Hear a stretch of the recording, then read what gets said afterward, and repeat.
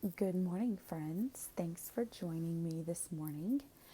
I am reading The Hobbit by J.R.R. Tolkien, and we are on chapter 4, Overhill and Underhill. There were many paths that led up into these mountains, and many passes over them.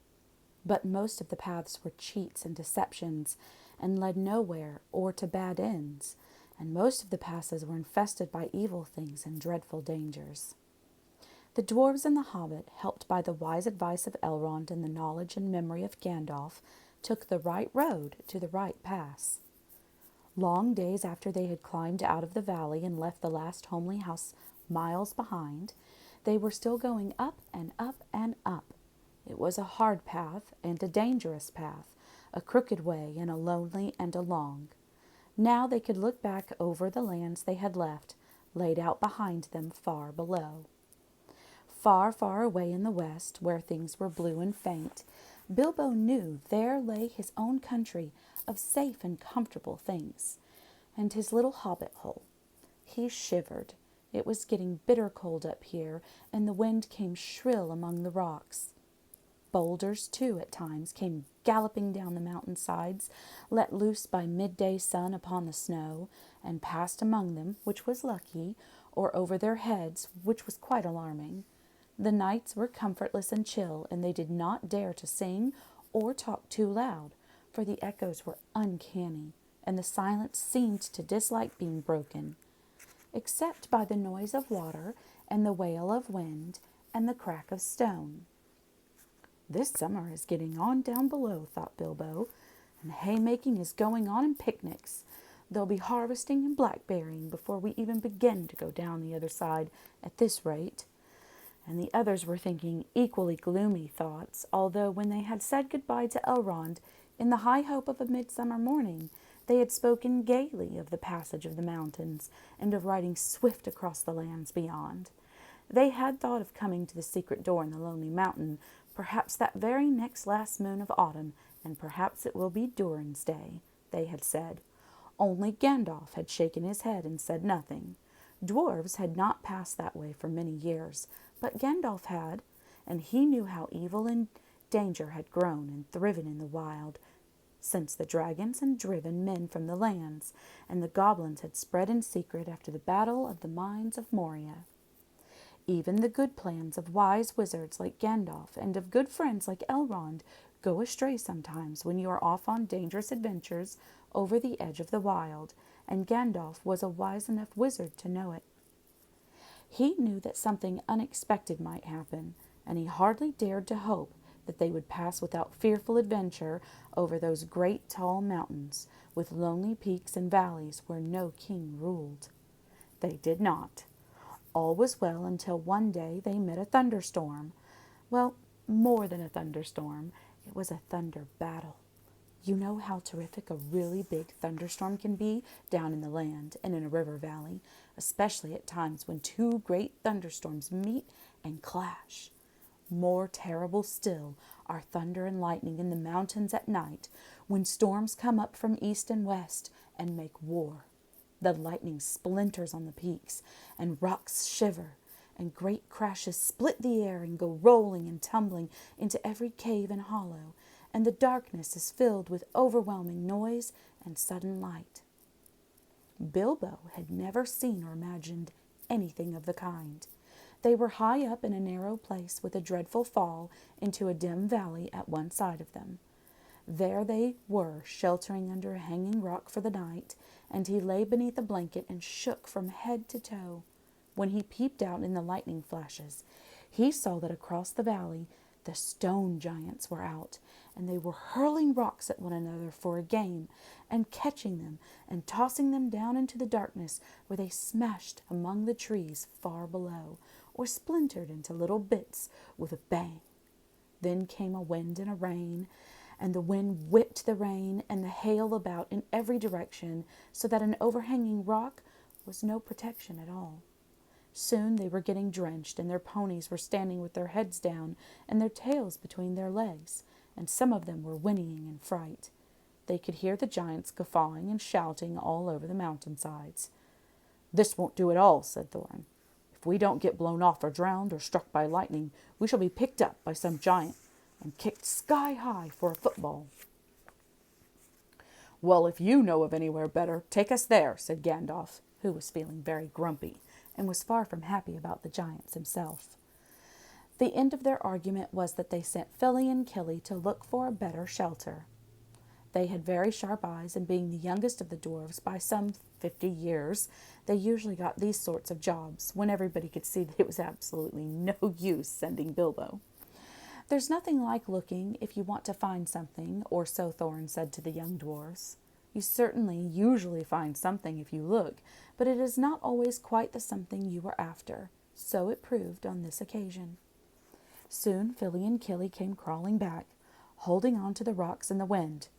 "We have found a dry cave," they called, "not far round the next corner, and ponies and all could get inside." "Have you thoroughly explored it?" asked the wizard, who knew that caves up in the mountains were seldom unoccupied. "Yes, yes," they said, though everybody knew they could not have been long about it. They had come back far too quickly. "It isn't all that big, and it does not go back far." That, of course, is the dangerous part about caves. You don't know how far they go back sometimes, or where a passage may lead to, or what is waiting for you inside. But now Philly and Killy's news seemed good enough. So they all got up and prepared to move. The wind was howling and the thunder growling, and they had a business getting themselves and their ponies along. Still, it was not very far to go, and before long they came to a big rock standing out into the path. If you stepped behind, you found a low arch in the side of the mountain. There was just room to get the ponies through with a squeeze, when they had been unpacked and unsaddled, of course. As they passed under the arch, it was good to hear the wind and the rain outside instead of all about them, and to feel safe from the giants and their rocks. But the wizard was taking no risks. He lit up his wand, as he did that day in Bilbo's dining room that seemed so long ago, if you remember, and by its light they explored the cave from end to end.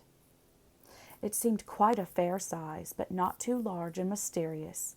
It had a dry floor and some comfortable nooks. At one end there was a room for the ponies, and there they stood, mighty glad of the change, steaming and champing in their nose bags. Oin and Gloin wanted to light a fire at the door to dry their clothes, but Gandalf would not hear of it, so they spread out their wet things on the floor, and got dry ones out of their bundles, and then they made their blankets comfortable, got out their pipes and blew smoke rings, which Gandalf turned into different colors and set dancing up by the roof to amuse them. They talked and forgot about the storm, and discussed what each would do with his share of the treasure when they got it, which at that moment did not seem so impossible.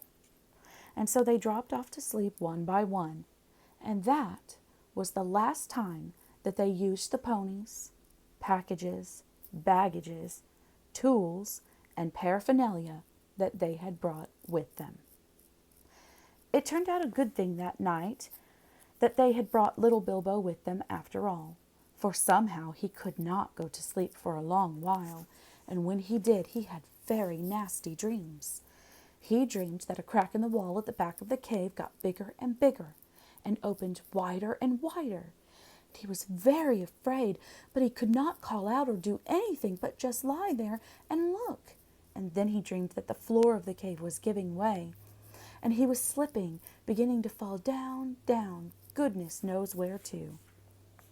At that he woke up with a horrible start, and found that part of his dream was true.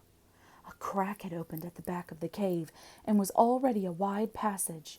He was just in time to see the last of the ponies' tails disappearing into it. Of course he gave a very loud a yell as a hobbit can give, which is surprising for their size. Out jumped the goblins, big goblins, great ugly-looking goblins, lots of goblins, before you could say rocks and blocks.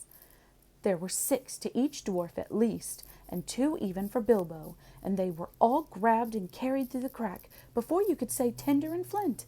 But not Gandalf. Bilbo's yell had done that much good. It had wakened him up wide in a splintered second, and when goblins came to grab him, there was a terrific flash like lightning in the cave, a smell like gunpowder, and several of them fell dead. The crack closed with a snap, and Bilbo and the dwarfs were on the wrong side of it. Where was Gandalf? Of that, neither they nor the goblins had any idea, but the goblins did not wait to find out. They seized Bilbo and the dwarfs and hurried them along. It was deep, deep dark, such as only goblins that have taken to living in the heart of the mountains can see through. The passages were crossed and tangled in all directions, but the goblins knew their way as well as you do to the nearest post office, and the way went down and down, and it was most horribly stuffy. The goblins were very rough and pinched unmercifully and chuckled and laughed in their horrible stony voices, and Bilbo was more unhappy even than when the troll had picked him up by his toes. He wished again and again for his nice, bright hobbit hole, and not for the last time. Now there came a glimmer of a red light before them. The goblins began to sing, or croak, keeping time with the flap of their flat feet on the stone and shaking their prisoners as well. Clap, snap, the black crack, grip, grab, pinch, nab, and down, down to Goblin Town you go, my lad. Crash, crash, crush, smash, hammer and tongs, knocker and gongs, pound, pound, far underground, ho, ho, my lad. Swish, smack, whip, crack, batter and beat, yammer and bleat, work, work, nor dare to shirk, while goblins quack and goblins laugh, round and round, far underground, below, my lad. It sounded truly terrifying. The walls echoed to the clap and snap and the crush and smash, and to the ugly laughter of their ho-ho, my lad. The general meaning of the song was only too plain, for now the goblins took out whips and whipped them with a swish-smack, and set them running as fast as they could in front of them, and more than one of the dwarves were already yammering and bleating like anything when they stumbled into a big cavern. It was lit by a great red fire in the middle, and by torches along the walls, and it was full of goblins. They all laughed and stamped and clapped their hands when the dwarves, with poor little Bilbo at the back and nearest to the whips, came running in, while the goblin drivers whooped and cracked their whips behind. The ponies were already there, huddled in a corner, and there were all the baggages and packages lying broken open, and being rummaged by goblins, and smelled by goblins, and fingered by goblins, and quarrelled over by goblins.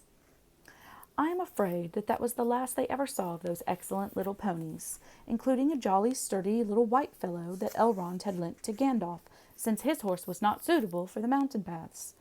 For goblins eat horses and ponies and donkeys and other much more dreadful things, and they are always, always hungry. Just now, however, the prisoners were thinking only of themselves. The goblins chained their hands behind their backs and linked them all together in a line and dragged them to the far end of the cavern, with little Bilbo tugging at the end of the row. There in the shadows, on a large flat stone, sat a tremendous goblin, with a huge head, and armed goblins were standing round him, carrying the axes and the bent swords that they used. Now goblins are cruel, wicked, and bad-hearted. They make no beautiful things, but they make very clever ones. They can tunnel and mine as well as any, but the most skilled dwarves, when they take the trouble, though they are usually untidy and dirty. Hammers, axes, swords, daggers, pickaxes, tongs, and also instruments of torture they make very well, or get other people to make in their design, prisoners and slaves that have to work till they die for want of air and light. It is not unlikely that they invented some of the machines that have since troubled the world, specially ingenious devices for killing large numbers of people at once, for wheels and engines and explosions always delighted them, and also not working with their own hands more than they could help. But in those days and in those wild parts they had not advanced, as it is called, so far. They did not hate dwarves especially, no more than they had hated everybody and everything, and particularly the orderly and prosperous, in some parts wicked dwarves had even made alliances with them. But they had a special grudge against Thorin's people because of the war which you have heard mentioned, but which does not come into this tale. And anyway, goblins don't care who they catch, as long as it is done smart and secret and the prisoners are not able to defend themselves. "Who are these miserable persons?" said the great goblin. "Dwarves, and this," said one of the drivers, pulling at Bilbo's chain so that he fell forward onto his knees. "We found them sheltering in our porch." "What do you mean by it?" said the great goblin, turning to Thorin. "Up to no good, I'd warrant. Spying on the private business of my people, I guess. Thieves, I shouldn't be surprised to learn. Murderers and friends of elves, not unlikely. Come, what have you got to say?" "Thorin, the dwarf, at your service," Thorin replied. It was merely a polite nothing. "Of the things which you suspect and imagine, we had no idea at all. We sheltered from a storm in what seemed a convenient cave and unused. Nothing was further from our thoughts than inconveniencing goblins in any way whatsoever." And that was true enough. Said the great goblin. "So you say. Might I ask what you were doing up in the mountains at all? And where you were coming from? And where you were going to? In fact, I should like to know all about you. Not that it will do you much good, Thorin Oakenshield. I know too much about your folk already, but let's have the truth, or I will prepare something particularly uncomfortable for you." "We were on a journey to visit our relatives, our nephews and nieces, and first, second, and third cousins, and the other descendants of our grandfathers, who live on the east side of these truly hospitable mountains," said Thorin, not quite knowing what to say all at once in a moment, when obviously the exact truth would not do at all. "He is a liar! Oh, truly tremendous one!" cried one of the drivers. "Several of our people were struck by lightning in the cave when we invited these creatures to come below, and they are as dead as stones. Also, he has not explained this," and he held out the sword which Thorin had worn, the sword which came from the troll's lair. The great goblin gave a truly awful howl of rage when he saw it, and all his soldiers gnashed their teeth, clashed their shields, and stamped, stamped, stamped. They knew the sword at once. It had killed hundreds of goblins in its time, when the fair elves of Gondolin hunted them in the hills, or did battle before their walls. They had called it Orcrist, goblin cleaver, but the goblins called it simply biter. They hated it, and hated worse anyone who carried it. "Murderers! Elf friends!" the great goblin shouted. "Slash them! Beat them! Bite them! Gnash them! Take them away to dark holes full of snakes, and never let them see the light again!" He was in such a rage that he jumped off his seat and himself rushed at Thorin with his mouth wide open. Just at that moment, all the lights in the cavern went out, and the great fire went off, poof, into a tower of blue glowing smoke, right up to the roof that scattered piercing white sparks all among the goblins. The yells and yammering, croaking, gibbering and jabbering, howls, growls and curses, shrieking and striking that followed were beyond description. Several hundred wildcats and wolves being roasted slowly alive together would not have compared with it. The sparks were burning holes in the goblins, and the smoke that now fell from the roof made the air too thick for even their eyes to see through. Soon they were falling over one another and rolling in heaps on the floor, biting and kicking and fighting as if they had all gone mad. Suddenly a sword flashed in its own light. Bilbo saw it go right through the great goblin as he stood dumbfounded in the middle of his rage.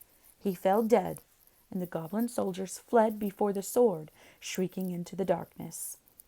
The sword went back into its sheath. "Follow me quick," said a voice, fierce and quiet, and before Bilbo understood what had happened, he was trotting along again as fast as he could trot at the end of the line, down more dark passages with the yells of the goblin hall growing fainter behind him. A pale light was leading them on. "Quicker, quicker," said the voice. "The torches will soon be relit." "Half a minute," said Dorry, who was at the back next to Bilbo, and a decent fellow. He made the hobbit scramble onto his shoulders as best he could with his hands tied, and then off they all went at a run, with a clink of chains and many a stumble, since they had no hands to steady themselves with. Not for a long while did they stop, and by that time they must have been right down in the very mountain's heart. Then Gandalf lit up his wand. Of course it was Gandalf, but just then they were too busy to ask how he got there. He took out his sword again, and again it flashed in the dark by itself. It burned with a rage that made it gleam if goblins were about. Now it was bright as blue flame for delight in the killing of the great lord of the cave. It made no trouble whatever of cutting through the goblin chains and setting all the prisoners free as quickly as possible. This sword's name was Glamdring the Foehammer, if you remember. The goblins just called it Beater, and they hated it worse than Biter, if possible. Orcus, too, had been saved, for Gandalf had brought it along as well, snatching it from one of the terrified guards. Gandalf thought of most things, and though he could not do everything, he could do a great deal for friends in a tight corner. "Are we all here?" said he, handing his sword back to Thorin with a bow. "Let me see. 1, it's Thorin. 2, 3, 4, 5, 6, 7, 8, 9, 10, 11. Where are Philly and Killy? Ah, here they are. 12, 13, and then here's Mr. Baggins, 14. Well, it might be worse, and then again it might be a good deal better. No ponies and no food, and no knowing quite where we are, and hordes of angry goblins just behind. So on we go." And on they went. Gandalf was quite right. They began to hear goblin noises and horrible cries far behind them in the passages that they had just come through. That sent them on faster than ever, and as poor Bilbo could not possibly go half as fast, for dwarfs can roll along at a tremendous pace, I can tell you, when they have to, they took it in turn to carry him on their backs. Still, goblins go faster than dwarves, and these goblins knew the way better, for they had made the paths themselves, and they were madly angry, so that do what they could, the dwarves heard the cries and howls getting closer and closer. Soon they could hear even the flap of goblin feet, many, many feet, which seemed only just round the last corner. The blink of red torches could be seen behind them in the tunnel they were following, and they were getting deadly tired. "Why, oh why did I ever leave my hobbit hole?" cried poor Mr. Baggins, bumping up and down on Bomber's back. "Why, oh why did I ever bring a wretched little hobbit on a treasure hunt?" said poor Bomber, who was fat and staggered along with the sweat dripping down his nose in the heat and terror. At this point Gandalf fell behind, and Thorin with him. They turned a sharp corner. "About turn!" he shouted. "Draw your sword, Thorin!" There was nothing else to be done, and the goblins did not like it at all. They came scurrying round the corner in full cry, and found Goblin Cleaver and Foehammer shining cold and bright right in their astonished eyes. The ones in front dropped their torches and gave a yell before they were killed. The ones behind yelled still more and leapt back, knocking over those running behind them. "Biter and Beater!" they shrieked, and soon they were all in confusion, and most of them were hustling back the way they had come. It was quite a long while before any of them dared to turn that corner. By the time the dwarfs had gone on again, a long, long way on into the dark tunnels of the goblins' realm. When the goblins discovered that, they put out their torches, and they slipped on soft shoes, and they chose out their very quickest runners with the sharpest ears and the keenest eyes. These ran forward as swift as weasels in the dark, and with hardly any more noise than bats. That is why neither Bilbo, nor the dwarves, nor even Gandalf heard them coming, nor did they see them, but they were seen by the goblins that ran silently up behind, for Gandalf was letting his wand give out a faint light to help the dwarves as they went along.